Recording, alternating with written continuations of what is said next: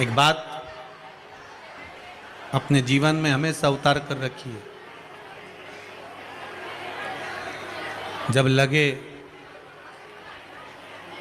कि हमारे जीवन में तकलीफ ज़्यादा हो,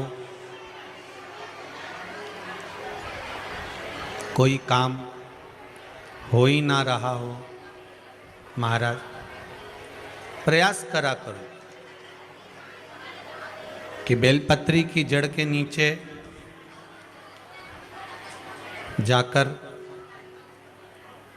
प्रयास करा करो कि लाल चंदन का जल, लाल चंदन को घिसकर कलश में उस चंदन को डालकर जल भरकर उसको बेलपत्री की जड़ के नीचे सींचन करने का प्रयास करा करो। एक बहुत ध्यान देने वाली बात है कि अगर मान लो कि कहीं पैसा अटक गया है, नहीं आ रहा है, बहुत अथक प्रयास कर लिया, चंदन का जो जल होता है ये व्यक्ति के जीवन में जो धन कहीं रुक गया, अटक गया, नहीं दे रहा, बेलपत्री के वृक्ष के नीचे, जड़ के नीचे सींचन करने से वो प्राप्त होगा।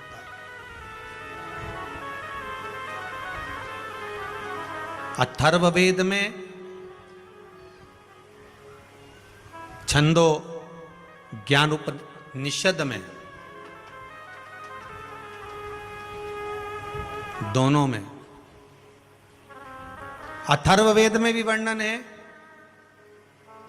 और महाराज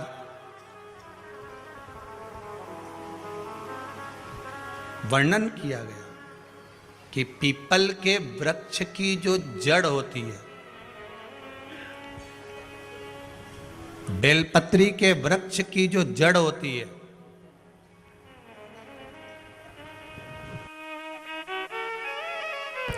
और आंवले के वृक्ष की जो जड़ होती है, इसके नीचे स्वर्ग का निवास होता है। किसका निवास है? स्वर्ग का निवास।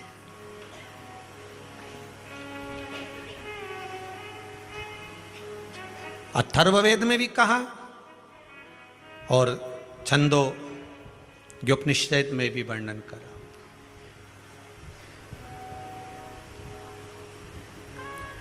एक पीपल, एक बेलपत्र, एक आंवला, इनके जो जड़ है वो जड़ के नीचे स्वर्ग का निवास। ये जहां लगे,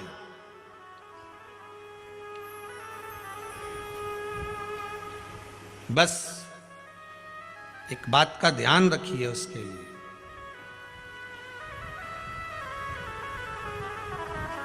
कि जहां पर ये वृक्ष होता है और उस वृक्ष के नीचे बैठकर हम जब किस जल का सींचन कर रहे हैं, जैसे अभी आपको कहा था कि जल में अगर लाल चंदन मिला हो और आप बेलपत्री के जड़ में सींचन कर रहे हैं तो लक्ष्मी की आवक बढ़ेगी।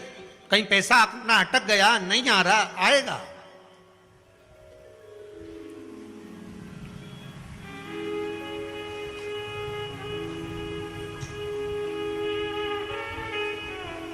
पीपल की जड़ में इत्र का जल, पीपल की जो जड़ होती है उसमें इत्र का पानी, थोड़ा सा जल, उसमें थोड़ा सा इत्र का भाग हो महाराज, और आप